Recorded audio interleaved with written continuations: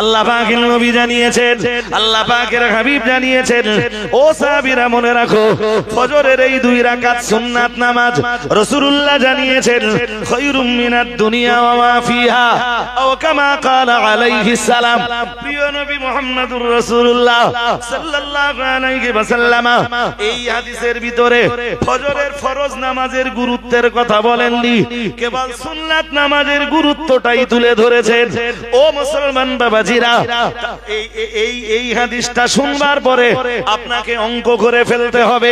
ফজরের 2 রাকাত সুন্নাতের যদি এত মর্যাদা হয়, ফজরের 2 রাকাত সুন্নাতের যদি এত গুরুত্ব হয়, ফজরের 2 রাকাত ফরজের কত গুরুত্ব। প্রিয় নবী মুহাম্মদুর রাসূলুল্লাহ সাল্লাল্লাহু আলাইহি ওয়াসাল্লাম জানিয়েছেন, ও আমার সাহাবীরা মনে রাখো, আমি মুহাম্মদুর রাসূলুল্লাহ সাল্লাল্লাহু আলাইহি ওয়াসাল্লাম আমি বিশ্ব নবী তোমাদেরকে বলছি, ফজরের 2 রাকাত সুন্নাত নামাজ খায়রুম মিনাদ দুনিয়া ওয়া মা ফিহা। রাসূলুল্লাহ জানিয়েছেন, তামাম দুনিয়ার তামাম সম্পদ যদি দাড়িপাল্লার একদিকে রেখে দেওয়া হয়, তামাম দুনিয়ার তামাম সোনা দানা মানে সোনা রূপা জহর কাঞ্চন মণি মুক্তা সব যদি দাড়িপাল্লার একদিকে রেখে দেওয়া হয়, রাসূলুল্লাহ জানিয়েছেন, আর ফজরের 2 রাকাত সুন্নাত নামাজ যদি দাড়িপাল্লার আর একদিকে রেখে দেওয়া হয়, প্রিয় নবী রাসূলুল্লাহ জানিয়েছেন, এক মুহূর্তের ভিতরে ফজরের 2 রাকাত সুন্নাতের পাল্লা ভারী হয়ে যায়। আল্লাহ পাকের কোরআন জানিয়েছে, কোরআনুল কারীমে মহান আল্লাহ একটা সূরা দিয়েছেন, সূরাটার নাম সূরাতুল মুজাম্মিল। মহান আল্লাহ সূরা মুজাম্মিলের ভিতরে জানিয়েছেন, ইয়া আইয়ুহাল মুজাম্মিল। মহান আল্লাহ জানিয়েছেন, আল্লাহ পাক রব্বুল আলামিন জানিয়েছেন, হে কম্বল আবৃত ব্যক্তি, হে কম্বল আচ্ছাদিত ব্যক্তি, অথবা হে বস্ত্র আচ্ছাদিত ব্যক্তি। আল্লাহ পাকের নবীর গায়ে তখন কম্বল জড়ানো, আমার নবীর গায়ে তখন চাদর জড়ানো। আল্লাহ পাক রব্বুল আলামিন ওই অবস্থাতে আমার নবীরে ডাকলেন, ডাক দিয়ে বললেন, ইয়া আইয়ুহাল মুজাম্মিল, হে ওই ব্যক্তি যার গায়ে রয়েছে চাদর জড়ানো, যার গায়ে রয়েছে কম্বল জড়ানো। এরপরে আমার আল্লাহ পরের আয়াতে বললেন, কুমিল লাইলা ইল্লা কলিলা। মহান আল্লাহ বললেন, হে কম্বল আবৃত ব্যক্তি, রাতের বেলায় সারা রাত আপনাকে ঘুমিয়ে থাকলে হবে না। কুমিল লাইলা, রাতের কিছুটা অংশ পেরিয়ে যাবার পর আপনি রাতের বেলায় দাঁড়িয়ে যান, সালাতে দাঁড়িয়ে যান, নামাজে দাঁড়িয়ে যান, আপনার রবকে সন্তুষ্ট করবার জন্য দাঁড়িয়ে যান। আর একটু মন খুলে বলেন, পুরো রাত না, কিছুটা অংশ বাদ দেন, ইল্লা কলিলা। আমি রাতের বেলায় আপনার রবের সন্তুষ্টির জন্য আপনাকে দাঁড়াতে বলছি। তার মানে এই না যে সারা রাত আপনি নামাজে দাঁড়িয়ে থাকবেন। আপনার রব আপনি নামাজে দাঁড়িয়ে থাকলে যেমন খুশি হন, আপনার দেহটা আরামের বিছানাতে থাকলেও আপনার রব তমনই খুশি হন। ইন্নাল মুনাফিকিনা ফিদ দারকিল আসফালি মিনান নার। মহান আল্লাহ জানিয়েছেন, জাহান্নামের অতল তলে মুনাফিকদের জায়গা। বলুন নাউজুবিল্লাহ। কাফেররাও জাহান্নামের এত তলায় থাকবে না যত তলায় মুনাফিকরা থাকবে। ওই যে একটা হাদিসে আপনারা শুনেছেন না, যে রাসূলুল্লাহ একবার উপর থেকে, জাহান্নামের উপর থেকে একটা, রাসূলুল্লাহ বললেন, ও সাহাবীরা জানো আজকে জাহান্নামের উপর থেকে একটা পাথর ছেড়ে দেওয়া হয়েছিল। এখান থেকে 70 বছর আগে পাথরটা ছাড়া হয়েছিল, আজকে ওই পাথরটা জাহান্নামের তলায় পৌঁছেছে। তার মানে একটা পাথর জাহান্নামের উপর থেকে তলায় যেতে সময় লেগেছে 70 বছর।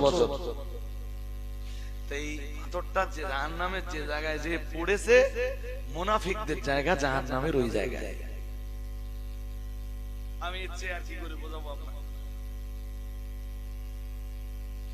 মুনাফিকদের কোরআনে এবং হাদিসে মুনাফিকদের অনেক নমুনা উঠে এসেছে, অনেক নমুনা, অনেক নিদর্শন, অনেক সিম্পটম, অনেক আলামত।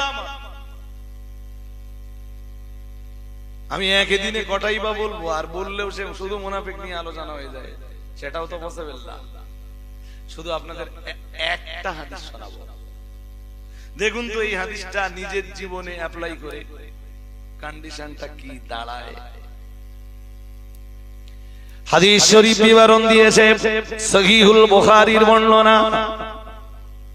ইমাম বুখারী রাহমাতুল্লাহ আলাইহি তার সহিহ সনদ বর্ণনা করার পর এবার রাসূলের হাদিস তিনি এনেছেন। আল্লাহ পাকের নবী জানিয়েছেন, লাইসা সালাতুন আফকালা আলাল মুনাফিকিনা মিনাল ফাজরি ওয়াল আতামা ওয়া ফি রিওয়ায়াতিন মিনাল ফাজরি ওয়াল ইশাই আও কামা ক্বালা আলাইহিস সালাম। প্রিয় নবী রাহমাতুল লিল আলামিন জানিয়েছেন, মুনাফিকদের কাছে দুইটা নামাজ খুব ভারী। মন দিয়ে এই কথাটা শোনেন এবার, রাসূলের ভাষ্য কি বললেন? বললেন মুনাফিকদের কাছে দুটো নামাজ খুব ভারী, বিরাট ভারী। আল্লাহ পাকের নবী এক নম্বরে বললেন মিনাল ফাজরি, দুই নম্বরে বললেন ওয়ালা আতামাতি, এক নম্বরে বললেন মুনাফিকদের কাছে ভারী ফজরের নামাজ। কোন নামাজ? কাদের কাছে ভারী? জোর করে বলতে হবে, কাদের কাছে ভারী?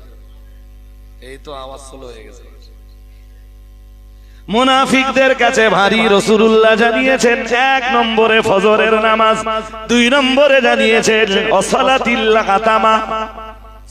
এশার নামাজের আরেকটা নাম হলো সালাত, যেমন এশার নামাজকে বলা হয় সালাতুল ইশা, এশার নামাজের হাদিসের ভাষায় আরেকটা নাম আছে সালাতুল আতামা। সালাতুল আতামা, সালাতুল আতামা আই সালাতুল ইশা, এশার নামাজ। রাসূলুল্লাহ দুই নম্বরে বলেছেন মুনাফিকদের কাছে আরেকটা নামাজ খুব ভারী, সেটা হলো এশার নামাজ। বলুন নাউযুবিল্লাহ। এমনি হাদিসে এসেছে আল্লাহর রাসূল যখন কোনো কথা বলতেন আআদাহা সালাসান, রাসূল একই কথা সব সময় না বললেও বহু ক্ষেত্রে একই কথা তিনবার করে বলতেন, যাতে উপস্থিত জনমণ্ডলীর একটা অংশ থাকে যারা খুব ব্রিলিয়ান্ট, তারা একবার বললে বুঝে যায়। যাদের ব্রেন মধ্যম ধরনের তারা দুবার বললে বুঝে যায়, আর যাদের ব্রেন খুব গভীর তারা একবারে বোঝে না, দুবারে বোঝে না, হয়তো তিনবার বললে তারা বুঝে যায়।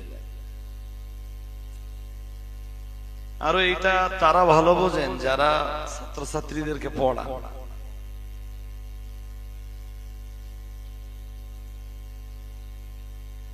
তো আমি আশা করব যে আমার একই কথা রিপিট করতে হবে না, আর যেটা রিপিট করার দরকার হবে সেটা তো আমি রিপিট করবই।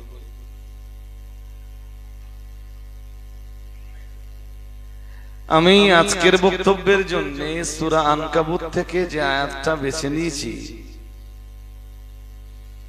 আয়াতটা সূরাটার 2 নম্বর আয়াত। চলুন আমরা ফার্স্ট টাইম আয়াতটা দেখে নেই কি আছে। আহাসিবান নাস, আল্লাহ রাব্বুল আলামিন বলেন মানুষ কি ধারণা করে আইয়ুতরাকু, তাদেরকে ছেড়ে দেওয়া হবে, আইয়াকুলু আমান্না,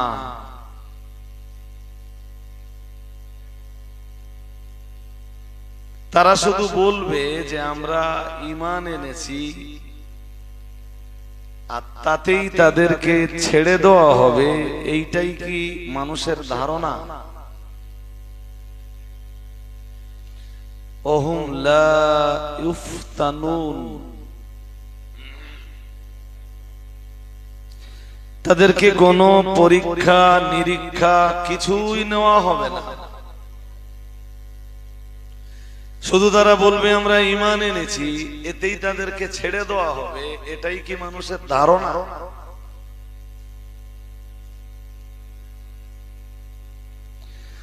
কথাটাকে যদি আমরা ঘুরিয়ে বলি, তাহলে বিষয়টার সারমর্ম এরকম জায়গায় দাঁড়ায় যে একজন মানুষ যখনই বলবেন যে আমি ঈমান এনেছি, পরীক্ষা নিরীক্ষা ব্যতীত আল্লাহ তাকে কখনোই ছাড়বেন না।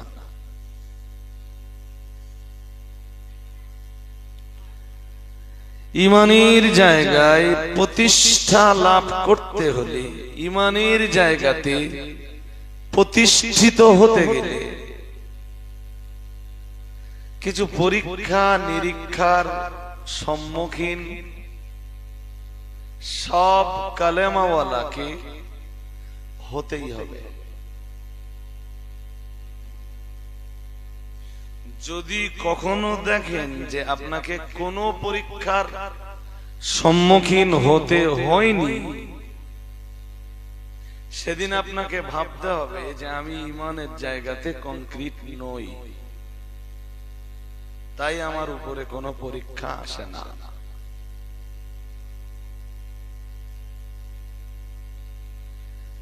বাকি আমি এই পর্যন্ত যে কথাগুলো বলেছি আরো বিস্তার বুঝতে হলে এবারে এর পাশে কোরআন আর হাদিসের সাপোর্ট দরকার। বিষয়টা আপনারা বুঝে যাবেন বা বিষয়টা আপনারা বুঝবেন না এরকম নয়, আপনারা অবশ্যই বুঝবেন। কেন বুঝবেন না? যদি হায়ার ল্যাঙ্গুয়েজ দিয়ে আপনাদের বোঝানো না যায়, তাহলে লোয়ার ল্যাঙ্গুয়েজে নেমে আসতে হবে।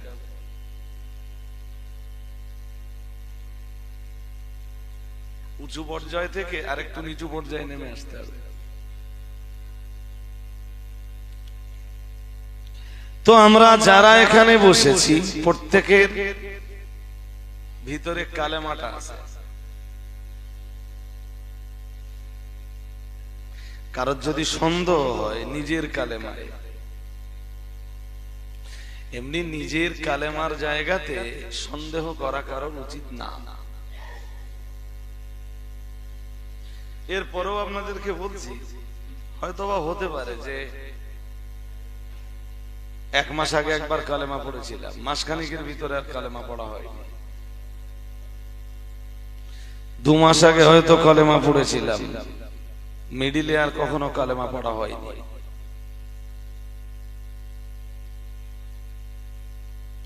একজন মানুষের ঈমান তো আত্মিক বা আন্তরিক বিশ্বাসের সঙ্গে কালেমা তেলাওয়াত বা কালেমা পাঠ।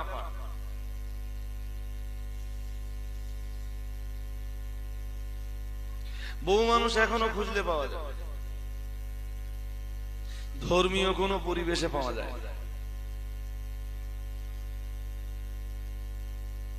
আবার কিছু মানুষ আছে যাদের নামাজের জায়গায় পাওয়া যায় না, আবার অন্য অন্য ধর্মীয় পরিবেশে পাওয়া যায়।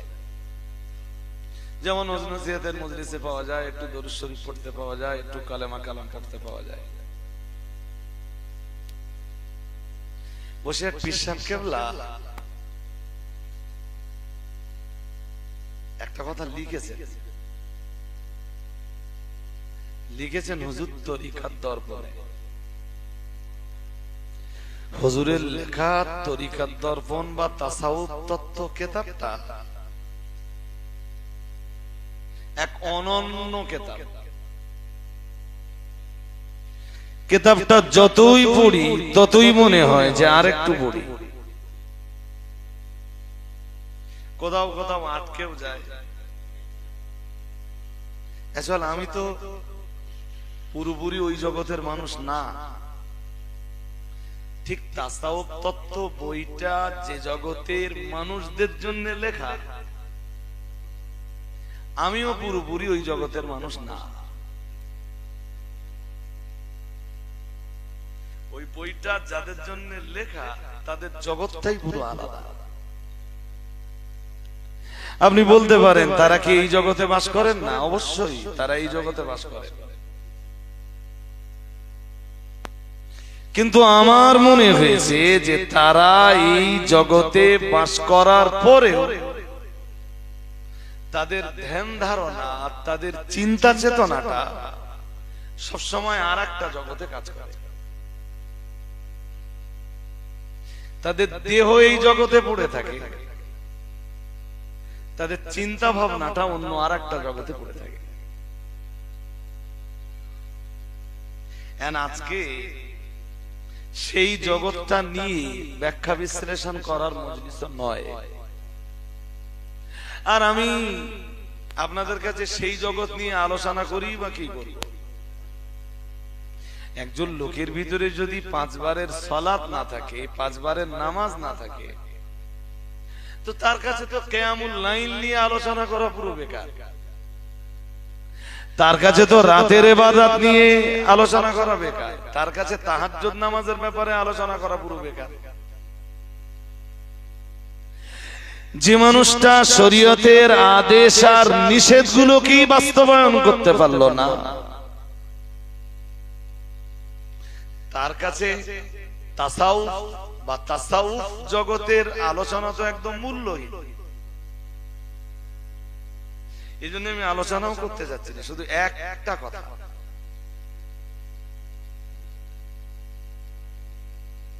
অন্য মনস্ক হন না, কথাটা একটু মনে শোনেন। একটা কথা, হুজুর একটা কথা লিখেছে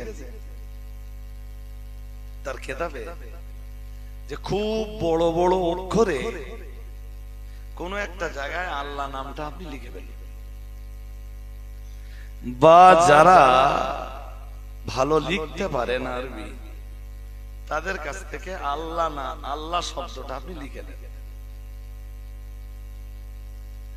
শব্দটার দিকে লম্বা সময় ধরে খুব ভালোবাসার নজরে দুনিয়ার সব খেয়াল বর্জন করে আপনি একভাবে তাকিয়ে থাকেন। আপনার পক্ষে যতটা সময় সম্ভব হয় তাকিয়ে থাকা, আপনি ঠিক ততটা সময় তাকিয়ে থাকুন। এইভাবে তাকাতে তাকাতে তাকাতে তাকাতে বা দৃষ্টি রাখতে রাখতে রাখতে রাখতে এইরকম একটা পরিবেশ বা এইরকম একটা কন্ডিশন যেন আপনার ভিতরে রচনা হয়, বা এইরকম একটা কন্ডিশন বা পরিস্থিতি যেন আপনার ভিতরে তৈরি হয় যে পৃথিবীর যেদিকে তাকাচ্ছেন আপনি শুধু আল্লাহ শব্দটাই দেখতে পাচ্ছেন। ডাইনে তাকাচ্ছেন শুধু আল্লাহ শব্দটাই দেখা যাচ্ছে, বামে তাকাচ্ছেন শুধু আল্লাহ শব্দটাই দেখা যাচ্ছে, পিছনে তাকালেন শুধু আল্লাহ শব্দটাই দেখা যাচ্ছে, সামনের দিকে একটু দৃষ্টি সম্প্রসারিত করলেন সেখানেও শুধু আল্লাহ শব্দটা দেখা যাচ্ছে।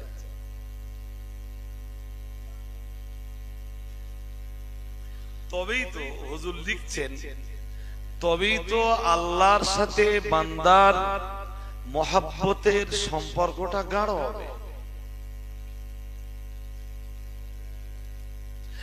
তবেই সেই বান্দার সাথে আল্লাহর ভালোবাসাপূর্ণ একটা বন্ধন বা সেতু তৈরি হবে। তখন আল্লাহর সেই বান্দা আল্লাহর কাছে একজন নাজাতের যোগ্য মানুষ রূপে গণ্য হবে।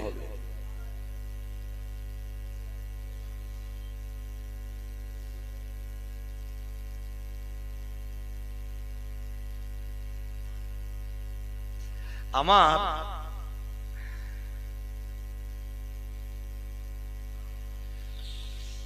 যেটুকু কিতাবপত্র পড়াশোনা আছে মোটামুটি, তাতে আমার ছোট ছোট ধারণাটা আপনাকে শেয়ার করছি।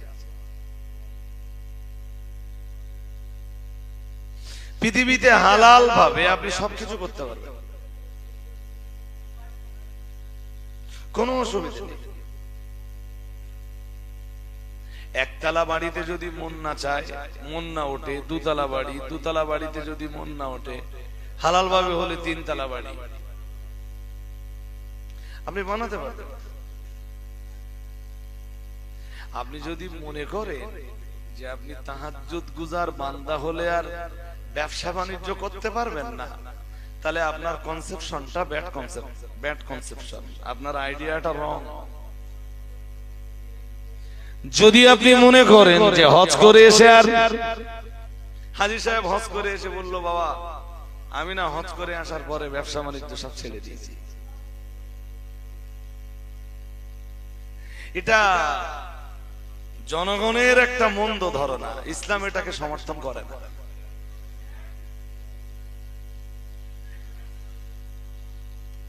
আপনারা মনে দিক দিকে দেন না। আমি বলছি হাজী সাহেব হজ করে এসে ব্যবসা ছেড়ে দেবে, এইটা ইসলাম সমর্থন করা তো বহু দূরের কথা। ইসলাম কি বলেছে জানেন? ইসলাম বলেছে, ধরুন আমাদের ইন্ডিয়া থেকে যে হাজিরা যায় তারা 43 দিন, 44 দিন, 45 দিন, এখান থেকে 2024-এ যারা হজে গিয়েছিলেন কেউ 59 দিন পর্যন্ত মক্কা মদিনায় ছিলেন। তো মক্কার মদিনা শরীফের এই পিরিয়ডে একজন হাজী মনে করলে ইবাদতের ফাঁকে ওখানেও ব্যবসা করতে পারেন, সেটা ওর জন্য জায়েজ। আমি বলছি দেশে ফিরে আসার পরে ব্যবসা বাণিজ্য ছেড়ে দেওয়া এটা তো বহু দূরের কথা। খোদ সৌদিতে দাঁড়িয়ে হজ্জের মৌসুমে ইবাদতের ফাঁকে আল্লাহর কোন বান্দা চাইলে ওখানেও হালাল ভাবে ব্যবসা বাণিজ্য করতে পারেন, কোরআন শরীফ তার পক্ষে সমর্থন করে। যদি আপনি বলেন দলিল দিতে, আমি কোরআন শরীফের সূরা মায়েদা খুলে দলিল দেব ইনশাআল্লাহ, আমি হাদিস শরীফ খুলে দলিল দেব, কোনো অসুবিধা নেই। আপনার কাজটা কিভাবে হতে হবে? একদম হালাল ভাবে। যদি হালালটাকে ছেড়ে আপনি হারামের কোন রাস্তা ধরেন, তখন আপনি আল্লাহর বিচারে অপরাধী, তখন আপনি আল্লাহর কাছে ঘৃণ্য, তখন আপনি আল্লাহর বিচারে একজন পাপিষ্ঠ।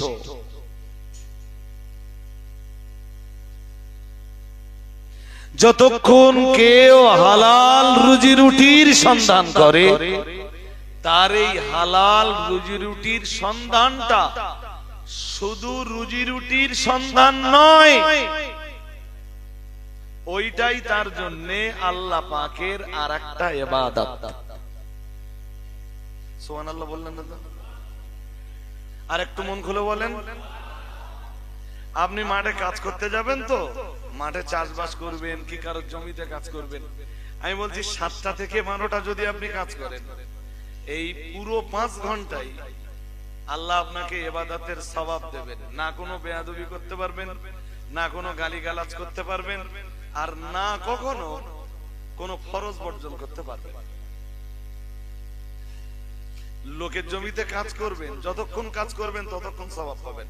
তাও কোন পর্যায়ের সওয়াব? মুস্তাহাব পর্যায়ের সওয়াব না। কোন পর্যায়ের সওয়াব? সুন্নাত পর্যায়ের সওয়াব না, ওয়াজিব পর্যায়ের সওয়াব না।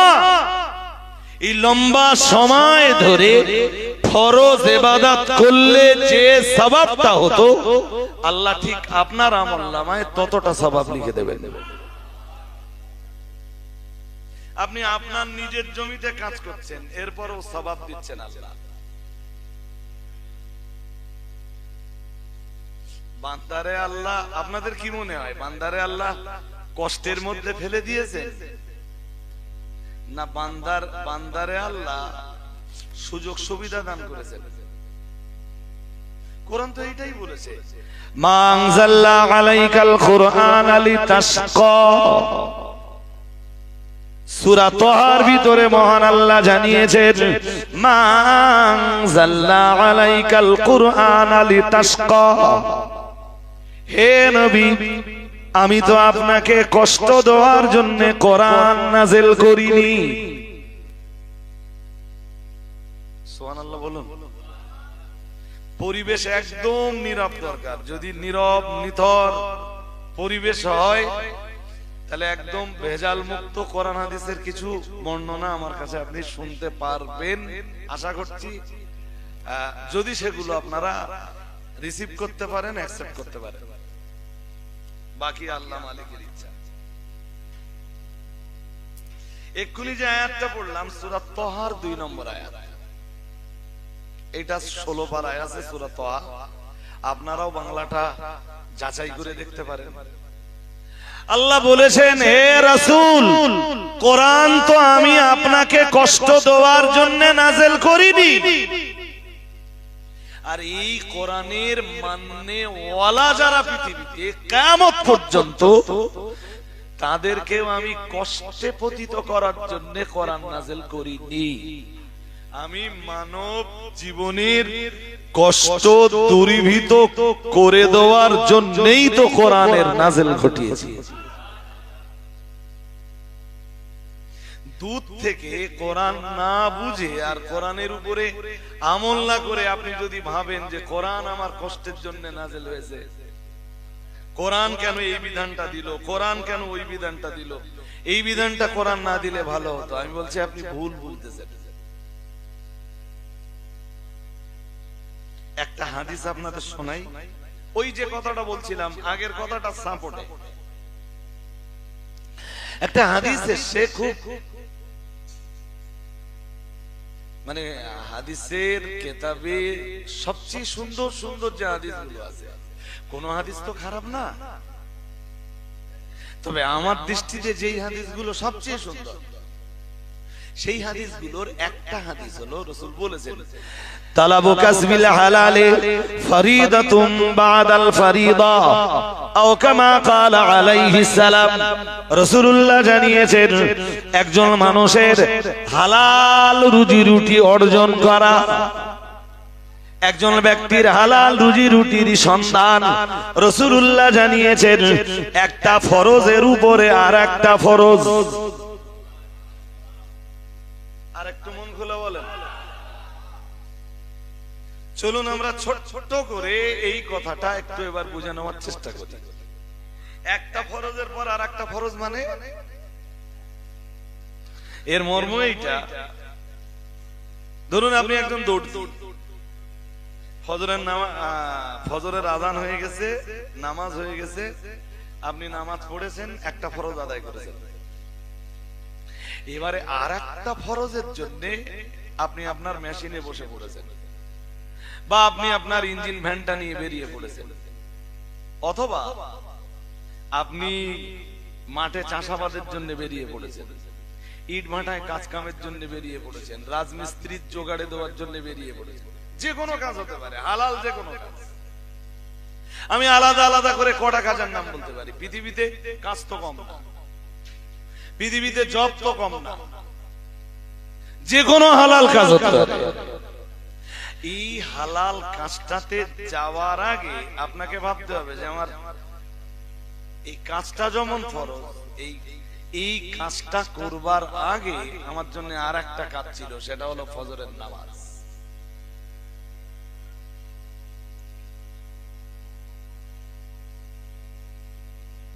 যদি ফজরের নামাজ পড়ে বার হন আর কাজের ফাঁকে অনলি 20 থেকে 25 মিনিট টাইম বার করে কাজের ফাঁকে আবার জোহরটা পড়ে দিলেন, খুব যেদিন কন্ডিশন খারাপ বুঝলেন অনলি 4 রাকাত, যেদিন দেখলেন একদম নো কন্ডিশন, আপনার হ্যান্ডে মোটেই টাইম নেই, সেদিন আপনি শুধু 4 রাকাত পড়ে দিলেন। সেদিন আপনি সুন্নাতের উপরে অতি গুরুত্ব আরোপ না করে আল্লাহ যে ফরজ দায়িত্বটা দিয়েছেন ওই দায় থেকে আপনি আগে মুক্ত হন। এবারে আসর পর্যন্ত ওয়েট করলেন, যদি দেখেন সুন্নাত পড়ার কোন পরিবেশ তৈরি হয়েছে, টুক করে 4 রাকাত সুন্নাত আর 2 রাকাত সুন্নাত পড়ে নেন। নফলটার উপরে এক্ষুনি আপনাকে জোর দিতে হবে না। যদি দেখেন না নফলটা পড়বার মতো পরিবেশ আছে, আপনি নফলটা পড়ে ফেলবেন। নফলটার গুরুত্ব এই জায়গায় যে কোন ব্যক্তি যখন ফরজের দায়ে দণ্ডিত হবে তখন এই নফল ইবাদতগুলো তার ফরজের ঘাটতি পূরণ করবে। আরেকটু মন খুলে বলুন। যদি কেউ আমার কথা না বুঝতে পারেন তাহলে রিপিট করে আমার কাছ থেকে জেনে নেবেন। নফলটা এই জন্য আদায় করতে হবে, ইচ্ছা করলে আপনি মাগরিবের 2 রাকাত নফল না পড়ে বেরিয়ে যেতে পারেন, কিন্তু বাইদি বাই ময়দানে মাহশারে যদি আপনি ফরজের দায়ে দণ্ডিত হন তাহলে এই নফলটা যে আপনার ওখানকার ঘাটতিটা পূর্ণ করবে।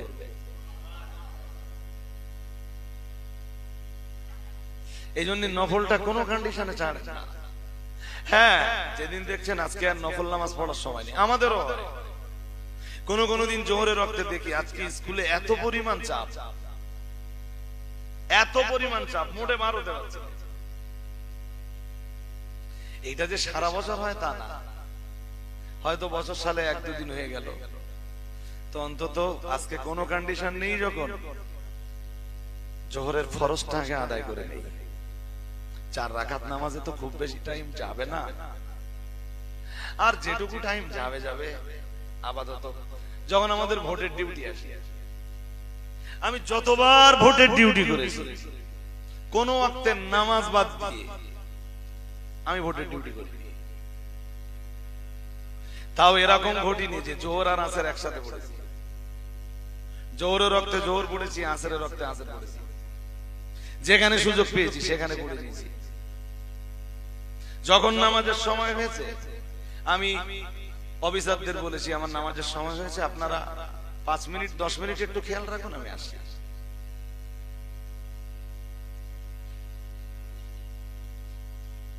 এতটা অজনসিহত শোনার পরেও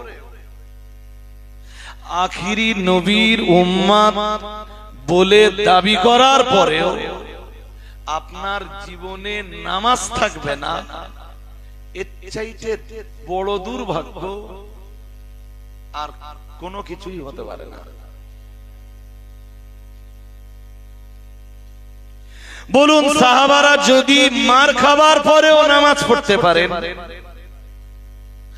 সাহাবারা যদি রক্তাক্ত হওয়ার পরেও নামাজের জায়গাতে দাঁড়াতে পারেন, নামাজের জন্য তো আপনাকে কখনো রক্তাক্ত হতে হয়নি, নামাজের জন্য কোনোদিন তো আপনাকে জুলমের শিকার হতে হয়নি, নামাজের জন্য তো আপনাকে কখনো অত্যাচারিত হতে হয়নি, নামাজের জন্য তো কখনো আপনাকে মারমুখী পরিবেশের সম্মুখীন হতে হয়নি। এরপরও আপনি অকারণে নামাজটা কেন বাদ দেবেন? আপনি যে টাইমটা নামাজ না পড়বেন, আমি খুব সহজ করে বলে দিচ্ছি, আপনার ওই টাইমটা হয় মোবাইলে কেটে যাবে, যাদের মোবাইলের ব্যাপক নেশা, মোবাইল চালাতে চালাতে টাইমটা নষ্ট হয়ে যাবে, ততক্ষণে নামাজের রক্ত কেটে যাবে। আপনি নামাজ না পড়বেন, আপনার ওই টাইমটা দেখবেন, ওই টাইমটাই চায়ের দোকানে বসে আড্ডা দিতে দিতে কেটে গেছে। সবাই যখন নামাজে, ও তখন চায়ের দোকানের আড্ডায়, ওর নসিব কত ভালো, ওর ভাগ্য কত সুপ্রসন্ন। সবাই যখন নামাজে, ও তখন তাসের আড্ডায়। তাহলে আমি কি বলতে পারি? ওর ভাগ্য বিরাট ভালো। সবাই যখন নামাজে, ওর তখন ক্রাম বোর্ডে বাতাসের আড্ডায়। সবাই যখন নামাজে, ও তখন দুনিয়াবি খেল তামাশা পাকামি আড্ডা ইয়ার্কি দিয়ে ব্যস্ত।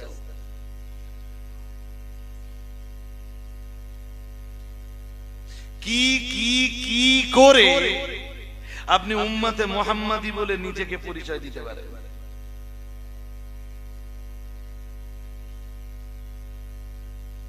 উম্মতে মুহাম্মাদি বলে পরিচয় দিতে গেলে আপনাকে এনি কন্ডিশন, যে কোনো পরিস্থিতিতে 5 বারের নামাজ পড়তে হবে।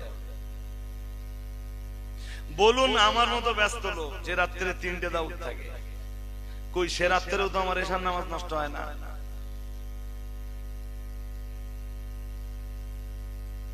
ফজরের নামাজ কোন মসজিদ নেই, কোন এলাকা নেই, রাস্তার ধারে দাঁড়িয়ে ফজরের নামাজ। যদি আপনি ভাবেন যে আমি নামাজ আদায় করব, যে কোনো কন্ডিশনে দেখবেন নামাজ আদায় হয়ে যাচ্ছে।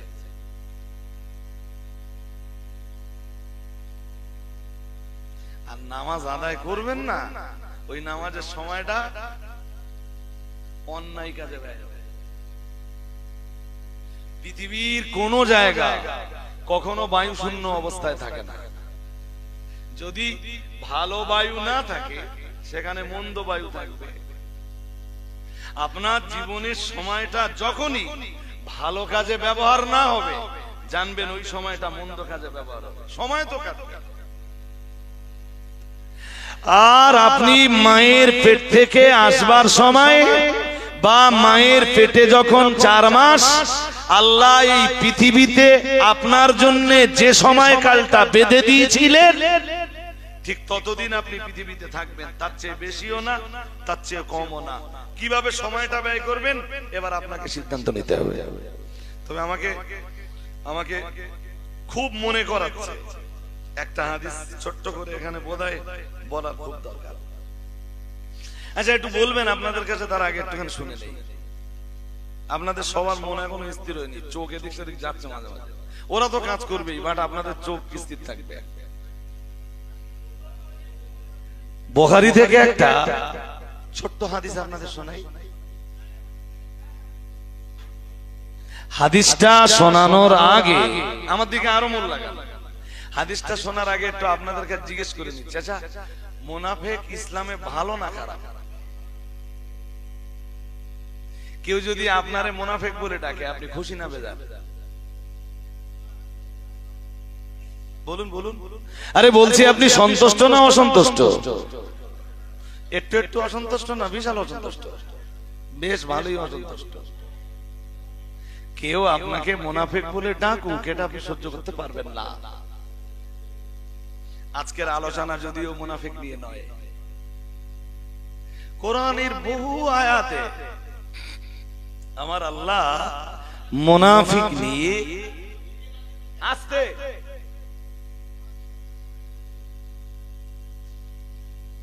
এই তোদের কাজ করতে কতক্ষণ লাগবে? কতক্ষণ লাগবে? ঘন্টাখানি তোরা কাজ বন্ধ রাখ, আমি ঘন্টাখানি ওয়াজ করে নিই, তারপর তোদের 5 মিনিট টাইম দেবো।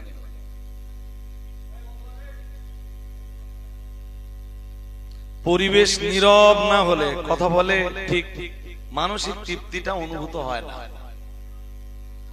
আর এই যেভাবে আপনারা দুটো কথা শোনার জন্য বসেছেন, আলহামদুলিল্লাহ, যদি আমি গুছিয়ে কথাগুলো বলতে পারি, তাহলে আমি সত্যি মানসিক ভাবে খুব আনন্দ পাব।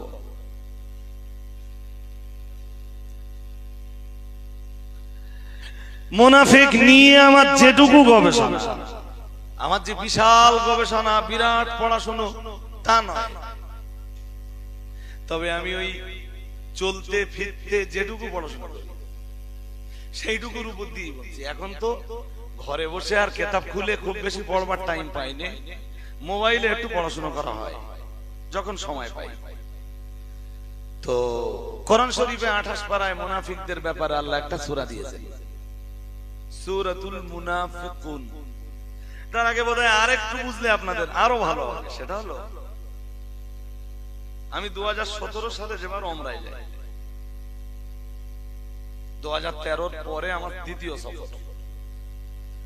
ওইবারে ওই সৌদিতে যে রাস্তাগুলো আছে পাহাড়ের ভিতর দিয়ে, ধরুন 4 কিলোমিটার রাস্তা পুরো পাহাড়ের ভিতর দিয়ে,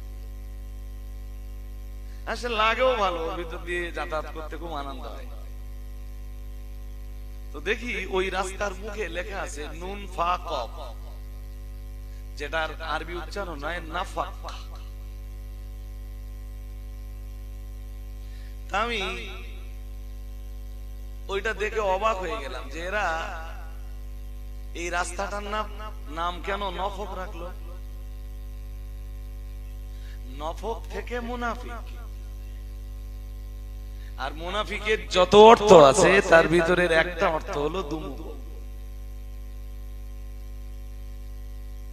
যার ভিতরটা একরকম বাইরের দিকটা আর এক রকম। তাই বলি এরা এই রাস্তাটাকে মুনাফিক নাম দিলে গেল। অনেক চিন্তা ভাবনা করার পরে নিজে নিজেই সিদ্ধান্ত নিলাম, অন্য কোনো কারণ নেই, রাস্তার দুটো মুখ, একদিক দিয়ে ঢুকছে আর একদিক দিয়ে বেরিয়ে যাচ্ছে। এই জন্য এই রাস্তাগুলোর এরা মুনাফিক নামে নামকরণ করেছে। পৃথিবীতে যে মানুষগুলো মুনাফিক, এই মুনাফিকদের ব্যাপারে আল্লাহ তো কঠোর শাস্তির ঘোষণা দিয়েছেন। কোরআন বলেছে যে আমি মুনাফিক আর কাফেরদেরকে জাহান্নামে এক জায়গায় করে দেব। মানে কোরআনের ভাষানুযায়ী কাফেরের জায়গা যেখানে, মুনাফিকের জায়গা সেখানে। এরপরে যদি আপনি আরেকটু জানতে চান তাহলে আমি আরেকটা আয়াত পড়ে বলবো। কোরআন বলেছে ইন্নাল মুনাফিকিনা ফিদ দারকিল আসফালি মিনান নার। মহান আল্লাহ জানিয়েছেন জাহান্নামের অতল তলে মুনাফিকদের জায়গা। বলুন নাউজুবিল্লাহ। কাফেররাও জাহান্নামের এত তলায় থাকবে না যত তলায় মুনাফিকরা থাকবে। ওই যে একটা হাদিসে আপনারা শুনেছেন না যে রাসূলুল্লাহ একবার উপর থেকে, জাহান্নামের উপর থেকে একটা, রাসূলুল্লাহ বললেন ও সাহাবীরা জানো আজকে জাহান্নামের উপর থেকে একটা পাথর ছেড়ে দেওয়া হয়েছিল। এখান থেকে 70 বছর আগে পাথরটা ছাড়া হয়েছিল, আজকে ওই পাথরটা জাহান্নামের তলায় পৌঁছেছে। তার মানে একটা পাথর জাহান্নামের উপর থেকে তলায় যেতে সময় লেগেছে 70 বছর। এই পাথরটা জাহান্নামের যে জায়গায় যে পড়েছে, মুনাফিকদের জায়গা জাহান্নামের ওই জায়গায়। আমি ইচ্ছে আর কি করে বোঝাবো আপনাকে।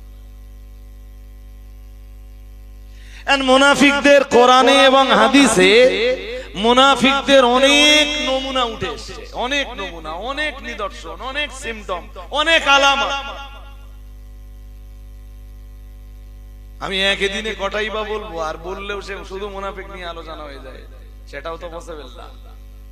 শুধু আপনাদের একটা হাদিস শোনাবো, দেখুন তো এই হাদিসটা নিজের জীবনে অ্যাপ্লাই করে কন্ডিশনটা কি দাঁড়ায়।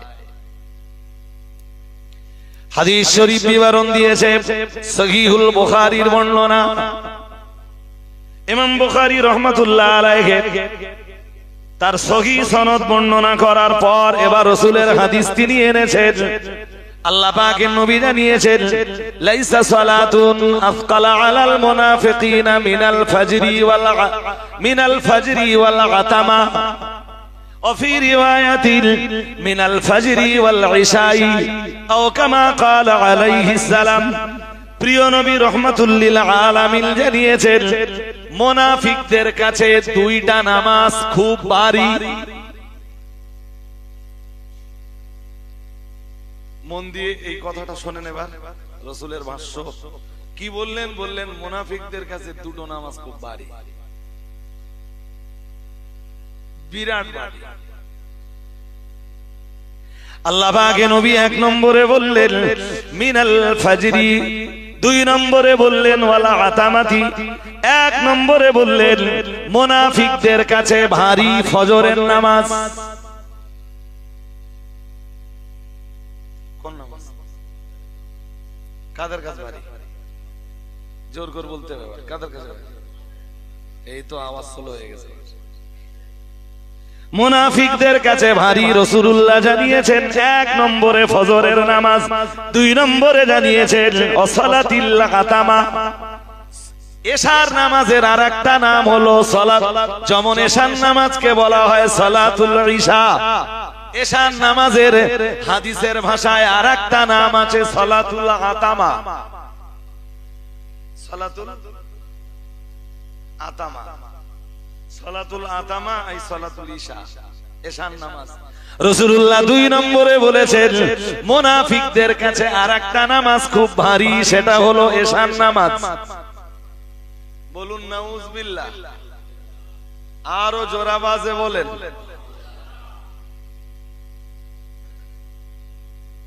কেউ যদি মুনাফিক বলে ডাকে খুব কষ্ট হয়। আর কাউকে কখনো খারাপ নাম দিয়ে ডাকবেন না, ইসলাম এটা পছন্দ করে না, এটা ইসলাম সমর্থন করে না, কখনোই না।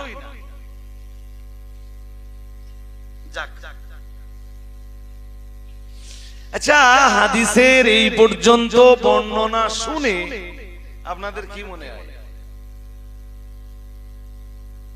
আপনার সিদ্ধান্ত কি? এবার আপনার সিদ্ধান্তটা আমাকে শেয়ার করেন।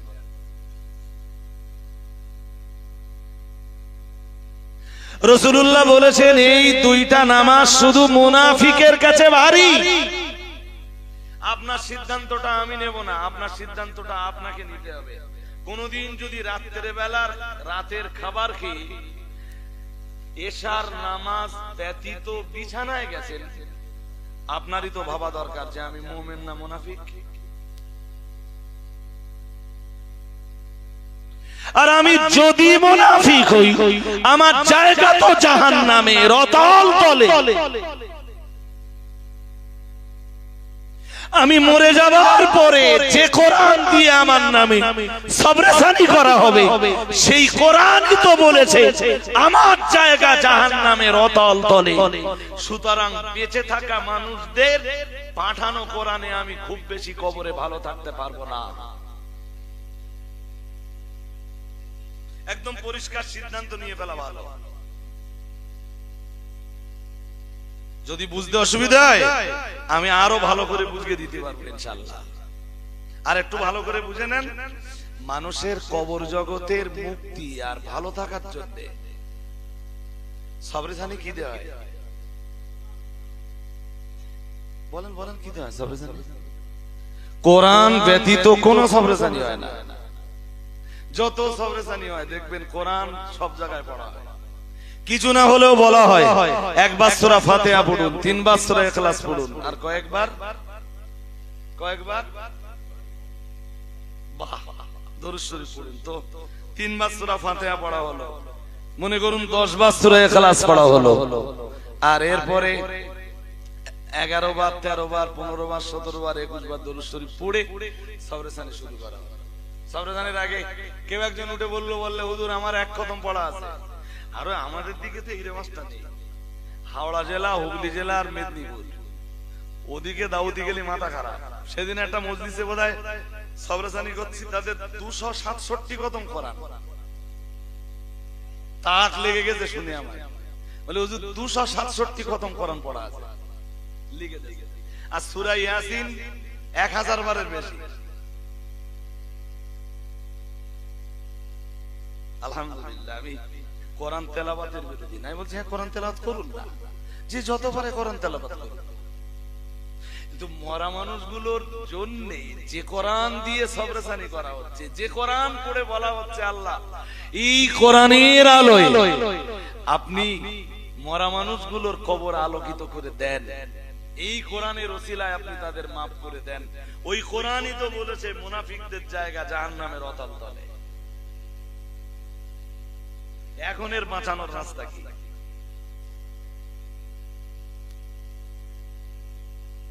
এখনো যদি আপনার মনে হয় যে নামাজ না পড়ে, সালাতের সাথে সম্পর্ক না তৈরি করে কবরে গেলে আপনি কবরে ভালো থাকবেন, আপনার সিদ্ধান্ত আপনার জায়গায়। আমি তো অন্তত বলতে পারবো যে আমি আমার দায়িত্বটা পালন করেছিলাম, আমি আপ্রাণ চেষ্টা করেছিলাম বোঝার। বলুন আপনি আমারে বলুন, যে সময়টা আপনার নামাজ না পড়ে যে সময়টা অতিবাহিত হয়, নামাজের জন্য যে সময়টা আপনার লাগতো, জোহরের নামাজে হয়তো 20 বা 25 মিনিট টাইম লাগতো, আসরের নামাজে হয়তো আপনার 10 মিনিট টাইম দিতে হতো, মাগরিবের নামাজে হয়তো আপনার 15 মিনিট টাইম দিতে হতো, এশার নামাজে হয়তো আপনার আধা ঘন্টা টাইম দিতে হতো। আপনি সালাতের জন্য এই টাইমটা দেননি, আপনার সেই টাইমটা দিয়ে আপনি করেছেনটা কি? অধিকাংশের ক্ষেত্রে হিসাব করলে ওই সময়টাই সে পাপের রাজ্যে বিচারণ করেছে। অথচ যে নবীর নামের আলাপ আলোচনার এই মজলিসে এসে বসছেন, আপনাদের নবীর প্রতিদিনের অভ্যাস ছিল মাগরিবের নামাজ হয়ে গেছে এক মুঠো খেয়ে নাও, হালকা থেকে অতি হালকা খাওয়া। আমরা যেটা 11টার সময় খাই, রাসূলুল্লাহ কখনো রাত্রে বেলা 11টার সময় খেতেন না, কখনোই না। কবি কবি হয়তো 2-4 বার এমন ঘটে থাকবে রাসূলের জীবনে এশার নামাজের পরে খাবার খেয়েছে। আমরা যে টাইমটা চা খাই আর নাস্তা খাই, ওই টাইমটা রাসূলুল্লাহ খাবার খেতেন। ব্যাস। এখন ধরুন এখানে মাগরিবের আযান হচ্ছে কটায়? যদি আমরা 5:40 ধরি, যদি 5:40 ধরি, তাই এশার আযানের টাইম কটায় হবে? 7টা। 1 ঘন্টা 12, 15, 20 মিনিট পরে এশা রক্ত হয়ে যায় মোটামুটি। মাগরিব থেকে 1 ঘন্টা 15 মিনিট মার দিলে এশা রক্ত চলে আসে। তাই এশা রক্ত যদি আপনার 7টায় হয়, তাহলে তাহাজ্জুদের রক্ত হবে ধরুন 10:50। একটু কম বেশ হতে পারে, আমি যেটা বলছি এটা তো আনুমানিক। তো তাহাজ্জুদের রক্ত ধরুন 10:50। তো রাসূলুল্লাহ মাগরিব পড়বেন, এশা পড়বেন, মাগরিবের পরে খেয়ে নিয়েছেন, এশা পড়ে মসজিদে নববীতে দেরি করবেন না। এক দিনের ক্ষেত্র আলাদা। অধিকাংশ দিনে রাসূলুল্লাহর অভ্যাস ছিল এশার নামাজ পড়ে একদম দেরি করবেন না। এশার নামাজের পরে রাসূলুল্লাহ দেহটা একটু বিছানাতে এলিয়ে দেবেন, বালিশটা টেনে মাথায় নিবেন, দেহটা বিছানার উপরে রাখবেন। ধরুন 10:50 তাহাজ্জুদের রক্ত হয়ে গেল, 10:50 রাসূলুল্লাহ উঠলেন না, 11টা, 11:30, 12টা, 12:30, ধরুন একটা উঠে পড়েছে। আর কোরআন না কাউকে পুরো রাত ধরে ইবাদত করতে বলে।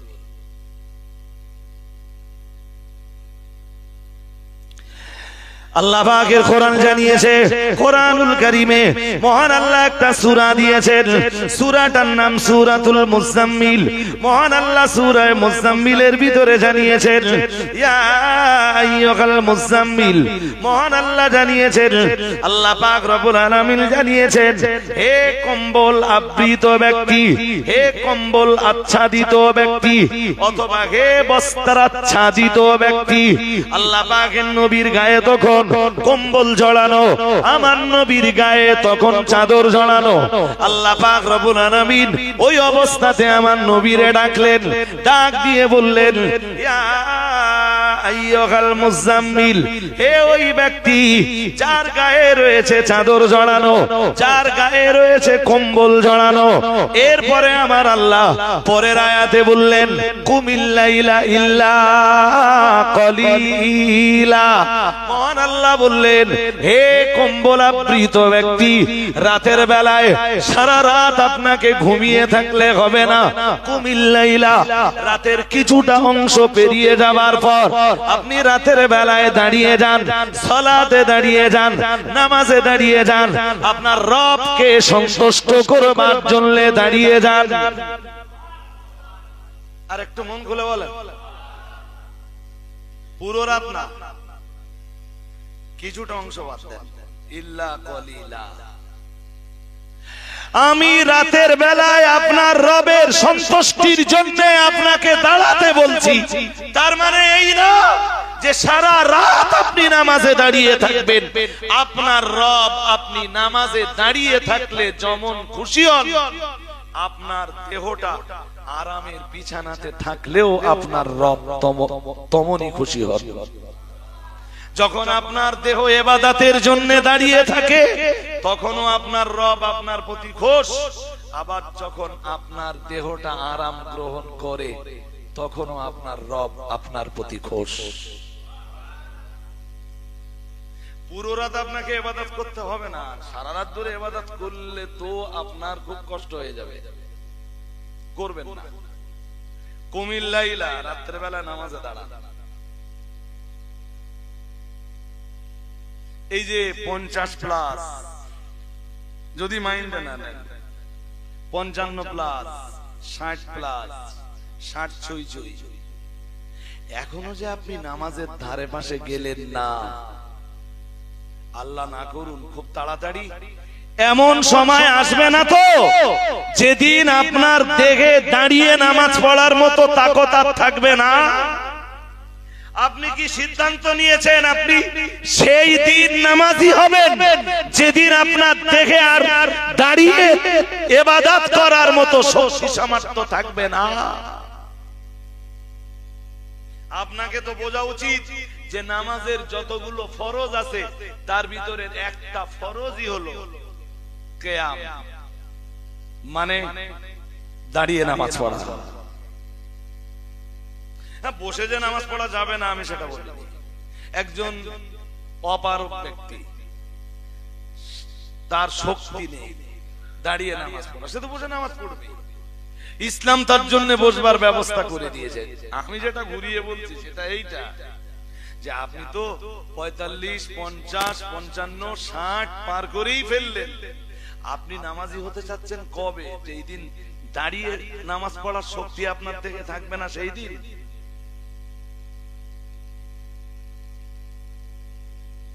আল্লাহ তার রাসূলকে বলছেন, এই যে নামাজের কথা বলছেন এটা 5 বারের ফরজ কোন নামাজ নয়।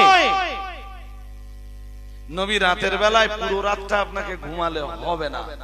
আপনি উঠুন, কুম উঠুন, আল্লাইল রাত্রে বেলায় দাঁড়িয়ে যান। ইল্লা কলিলা, সারা রাত ধরে আপনাকে নামাজ পড়তে হবে না, কিছুটা অংশ আপনি আপনার দেহকে আরাম দেন।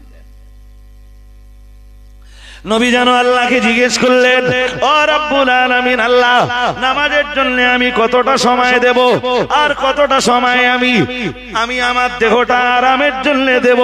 মহান আল্লাহ সঙ্গে সঙ্গে আমার নবীর কাছে আবারও আয়াত নাযিল করে দিলেন, নিসফাহু আবিনকুস মিনহু কলিলা। মহান আল্লাহ বললেন, ও নবী, রাত্রে বেলায় যখনই তাহাজ্জুদের সময় হয়ে যায় আমি আল্লাহ পাক রব্বুল আলামিন বলছি দেরি করবেন না, উঠে পড়ুন। সারা রাত আপনাকে তাহাজ্জুদে দাঁড়িয়ে থাকতে হবে না, কিয়ামুল লাইলে দাঁড়িয়ে থাকতে হবে না। আপনি একটা কাজ করুন, রাতটাকে 2টা ভাগ করে নেন। একটা ভাগ ইবাদতের জন্য আর একটা ভাগ আপনার দেহকে আরামে রাখবার জন্য। একটা ভাগ আল্লাহর ইবাদতের জন্য আর একটা ভাগ ঘুমানোর জন্য। আর একটু মন খুলে বলেন, দুটো ভাগ করে নেন।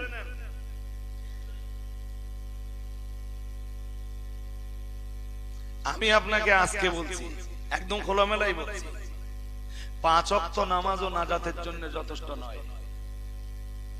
কোরআন খুলে দেখুন, আমি কোরআন শরীফের কটা আয়াত পড়ব। কোন সূরা থেকে পড়ব? সূরা সাজদা কোন সূরা থেকে পড়ব? সূরা আলে ইমরান কোন সূরা থেকে পড়ব? সূরা জারিয়াত কোন সূরা থেকে পড়ব? সূরা ফুরকান পড়ে দেখুন, যেখানে পড়ব সেখানেই আছে। নাজাতের জন্য রাতের ইবাদত দরকার, নাজাতের জন্য আল্লাহর সাথে গোপন প্রেম দরকার।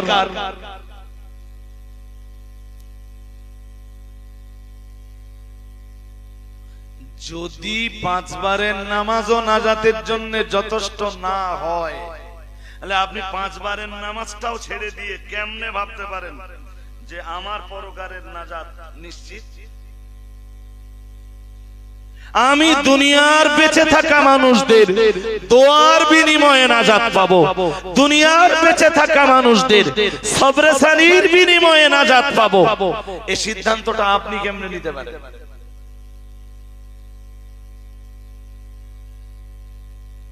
ঠিক রাসূলুল্লাহ যা করতেন সাহাবারা তাই করতেন। সূরা মুজাম্মিলের 2য় রুকু থেকে পড়ে দেখবেন। আপনারা তো আরবিটা পড়লে বুঝতে পারবেন না, অন্তত বাংলাটা যদি পড়েন, বাংলাটা পড়লে বুঝতে পারবেন। ইন্না রাব্বাকা, আমি একটুখানি পড়ছি। ইন্না রাব্বাকা ইয়ালামু আন্নাকা তাকুমু আদনা মিন সুলুসিয়াল লাইলি ওয়া নিসফাহু ওয়া সুলুসাহু ওয়া তাইফাতুম মিনাল্লাযিনা মা'আক। মানে রাতের এই ইবাদতে রাসূলুল্লাহ একা শামিল হতেন না, রাসূলের একদল সাহাবী রাসূলের ইত্তেবা হেতু তারাও রাতের ইবাদতে শামিল হয়ে যেতেন। রাসূলুল্লাহ না মানে সাহাবীরাও না মানে। ধরুন ফজরের রক্ত যদি হয় এখন কি বলবো, ধরুন 4টের আশপাশে, তা 4টের আশপাশে যদি ফজরের রক্ত হয় তো আল্লাহর এই সকল বান্দারা রাত 12টা, 12:30, 1টায় উঠে পড়বেন, ওখান থেকে ফজর পর্যন্ত একভাবে ইবাদত, বান্দেগি, উপাসনা, আরাধনা, জিকির, ফিকির, তাসবিহ, তাহলিল, তাজকির করতে করতে ফজরের আযান হয়ে গেল, ফজরের সুন্নাত 2 রাকাত পড়ে নিলেন। রাসূলের একটা হাদিস আছে এই ফজরের 2 রাকাত সুন্নাতের ব্যাপারে, কি আল্লাহ পাকের নবী জানিয়েছেন, আল্লাহ পাকের হাবিব জানিয়েছেন, ও সাহাবীরা মনে রাখো ফজরের এই 2 রাকাত সুন্নাত নামাজ রাসূলুল্লাহ জানিয়েছেন খায়রুম মিনাদ দুনিয়া ওয়া মা ফিহা, ও কামা ক্বালা আলাইহিস সালাম। প্রিয় নবী মুহাম্মদুর রাসূলুল্লাহ সাল্লাল্লাহু আলাইহি ওয়াসাল্লাম এই হাদিসের ভিতরে ফজরের ফরজ নামাজের গুরুত্বের কথা বলেননি, কেবল সুন্নাত নামাজের গুরুত্বটাই তুলে ধরেছেন। ও মুসলমান বাবা, এই হাদিসটা শুনবার পরে আপনাকে অঙ্ক করে ফেলতে হবে। ফজরের 2 রাকাত সুন্নাতের যদি এত মর্যাদা হয়, ফজরের 2 রাকাত সুন্নাতের যদি এত গুরুত্ব হয়, ফজরের 2 রাকাত ফরজের কত গুরুত্ব। প্রিয় নবী মুহাম্মদুর রাসূলুল্লাহ সাল্লাল্লাহু আলাইহি ওয়াসাল্লাম জানিয়েছেন, ও আমার সাহাবীরা মনে রাখো আমি মুহাম্মদুর রাসূলুল্লাহ সাল্লাল্লাহু আলাইহি ওয়াসাল্লাম আমি বিশ্ব নবী তোমাদেরকে বলছি ফজরের 2 রাকাত সুন্নাত নামাজ খায়রুম মিনাদ দুনিয়া ওয়া মা ফিহা। রাসূলুল্লাহ জানিয়েছেন तमाम দুনিয়ার तमाम সম্পদ যদি দাঁড়িপাল্লার একদিকে রেখে দেওয়া হয়, तमाम দুনিয়ার तमाम সোনা দানা মানে সোনা রূপা জহর কাঞ্চন মণি মুক্তা সব যদি দাঁড়িপাল্লার একদিকে রেখে দেওয়া হয়, রাসূলুল্লাহ জানিয়েছেন আর ফজরের 2 রাকাত সুন্নাত নামাজ যদি দাঁড়িপাল্লার আর একদিকে রেখে দেওয়া হয়, প্রিয় নবী রাসূলুল্লাহ জানিয়েছেন এক মুহূর্তের ভিতরে ফজরের 2 রাকাত সুন্নাতের পাল্লা ভারী হয়ে যায়। ঘোষণা কার? জোরে বলুন কার? আপনাদের রাসূল বেশক সত্যবাদী। বহু হাদিসে এসেছে, একটা হাদিসে না বহু হাদিসে এসেছে ওহুয়া সাদিক ওয়াল মাসদুক, তিনি সত্যবাদী, শুধু সত্যবাদী নন তিনি সত্যায়িত। ১৫০০ বছর কেটে যাবার পরে আজ অবধি কেউ আপনাদের রাসূলকে মিথ্যাবাদী প্রমাণ করাতে পারেনি। আরেকটু মন খুলে বলেন, আপনাদের সেই রাসূলের হাদিস, তিনি বলেছেন ফজরের 2 রাকাত। আমার দিকে মন রাখতে হবে, ওরা চট বিছাক, আপনারা মনটা বাইরে দেন না। ফজরের 2, আবার বলছি ফজরের 2 রাকাত সুন্নাতের মর্যাদা খায়রুম মিনাদ দুনিয়া ওয়া মা ফিহা।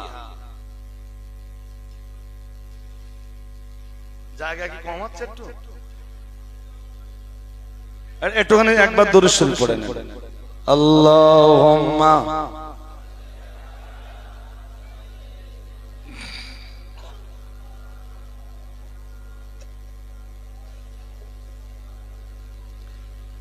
সামনের দিকে এগিয়ে এসে বসেন আপনারা।